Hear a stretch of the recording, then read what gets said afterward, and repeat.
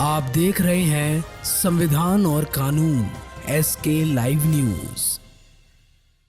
खबर है उत्तर प्रदेश के सहारनपुर गंगोह से भारतीय किसान यूनियन नई क्रांति ने मनाया द्वितीय स्थापना दिवस। सहारनपुर गंगोह भारतीय किसान यूनियन नई क्रांति का द्वितीय वार्षिक उत्सव राष्ट्रीय कार्यालय सलारपुर गांव में सफलतापूर्वक संपन्न हुआ। कार्यक्रम की शुरुआत पवित्र हवन के साथ ही इसके बाद मुख्य कार्यक्रम का शुभारंभ मुख्य अतिथि अशोक कुमार तोमर ने किया। इस अवसर पर सभी प्रदेश अध्यक्षों, राष्ट्रीय अध्यक्षों और राष्ट्रीय पदाधिकारियों ने एक मंच पर आकर किसानों से जुड़े महत्वपूर्ण मुद्दों पर विस्तार से चर्चा की।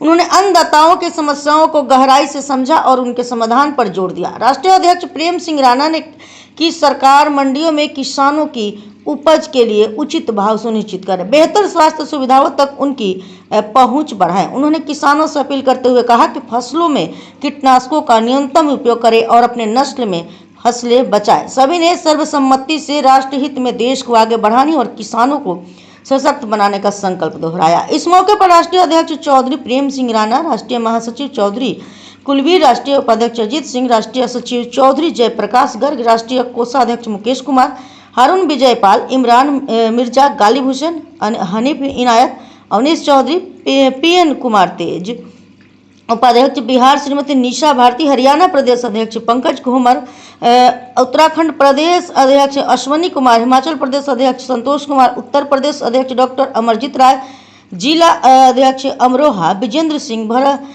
सिंह छोकड़, सुल्तान सिंह, अर्जुन, मुकेश चौधरी, इंद्र सिंह, रामपाल चौधरी, धीरेन्द्र सिंह, इंदरपाल, जयप्रकाश शिखर। यह समारोह किसानों के सशक्तिकरण और उनकी समस्याओं को लेकर संकल्पित रहा।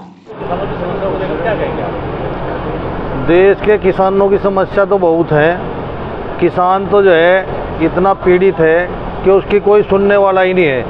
किसान की फसलों का दाम वाजिब दाम मिलता ही नहीं।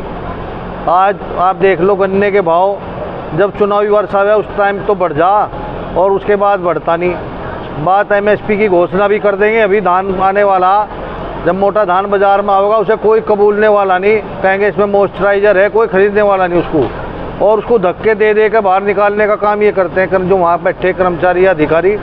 तो किसान तो जो है बहुत पीड़ित है और उसकी कोई सुनने वाला नहीं है। किसानों की समस्या के लिए जो हमारे बहुत किसान यूनियन संगठन है, किसान संगठन, वो वक्त वक्त पर बहुत आवाज़ भी उठाते हैं, लेकिन उनकी आवाज़ को दबाने का भी काम किया जाता है। बराबर में सत्ता के समकक्ष एक दूसरी यूनियन खड़ी कर दी जाती है। अब ये तो सरकार के समर्थन में है। हमारे इतने संगठन जो है सरकार की नीति जैसा है ना, लोग अभी भाषण दे रहे थे, हमारे कई वक्ताओं ने कहा कि सरकार की नीति है कि बांटो आपस में, हिंदू मुस्लिम में, उसमें किसान संगठन भी इस तरीके से इन्होंने किसानों को भी बांट दिया अलग अलग संगठनों में। अब ये सत्ता के समर्थक संगठन है और उनकी गिनती करेंगे कि हमारे पक्ष में जो है लगभग सैकड़ों संगठनों ने जो है सरकार का समर्थन किया। तो सरकार की नीति जो है किसानों के प्रति अच्छी नहीं है।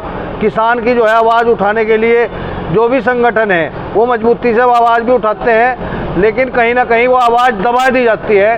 प्रशासन या शासन उन लोगों को जो है नकार के अपने आप ऊपर ऐसे कानून थोपने का काम करते हैं। तो इनकी जो है मजबूती से हम तो ये चाहते हैं कि जितने भी भारत के अंदर किसान संगठन है उनका भी एक संगठन होना चाहिए। वो संगठन उनके राष्ट्रीय अध्यक्ष जो और उनके पदाधिकारी हैं, प्रदेश अध्यक्ष में मिल करके उनका एक अलग से सम्मेलन हो और वे सब अपनी समस्याएं रखें। एक आयोग बनाया जा, उसमें जो है किसान अपनी बात रख सके। भाई सभी का आयोग है, चाहे पिछड़ा वर्ग आयोग है, महिला आयोग है और सरकारी नौकरियों का भी आयोग है, तो किसानों का कोई आयोग क्यों नहीं बनाया जाता? तो इनका भी एक आयोग बनाया जाए और उसमें वो अपनी किसान अपनी समस्याएं तो रख सके, तो उस पर आवाज़ उठा के जो है किसान के प्रति जो है सरकार जवाब दे हो आयोग में भी। तो भाई हमारा ये जो मीटिंग का आयोजन है, ये दूसरा वार्षिक जो है हमारा समारोह है। हमारी जो यूनियन बनी थी उसका दूसरा है वार्षिक समारोह। क्या उद्देश्य है आपकी पार्टी? हमारी जो यूनियन है, यूनियन का उद्देश्य है कि हमारे बूढ़े और जवान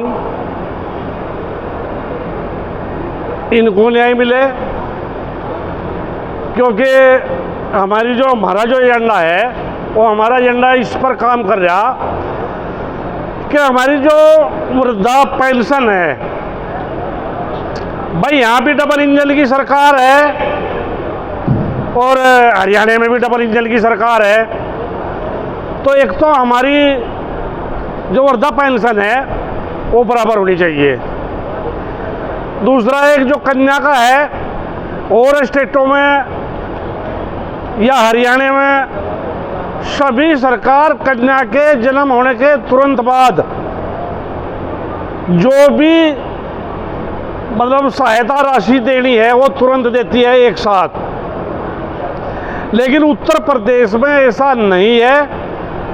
यहाँ घोषणा तो कर देंगे भाई हम इसने देंगे, लेकिन उसे किस्तों में देंगे जिसका कोई लाभ नहीं है। हमारी मांग है वो तुरंत एक ही किस्त में देनी चाहिए, जिससे कन्या का भी और घर का भी कुछ थोड़ा बहुत भला हो सके। तीसरी हमारी मांग है कि जितने भी दफ्तर हैं सारे खाली पड़े। जैसा माननीय प्रधानमंत्री जी ने भी घोषणा करी थी कि मैं 1 करोड़ नौकरी दूंगा, पर देगा कहाँ से? पद तो खाली पड़े, नौकरी तो एक भी नहीं दे रहा। तो उसे तुरंत जितने भी रिक्त पद हैं वह सब उनकी भर्तियां खोल देनी चाहिए। चौथी मांग हमारी यह है कि किसान के लिए जो हम अपना सब्जी या कोई ऐसी सब्जी है जो चीज़ जो हम नहीं थाम सकते, उसके लिए वेयर हाउस, जब सरकार इतना पैसा खर्च कर सके तो हर गांव में एक वेयर हाउस होना चाहिए।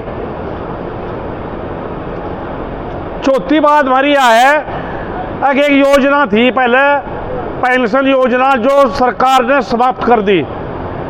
पुरानी पेंशन योजना लागू की जाए।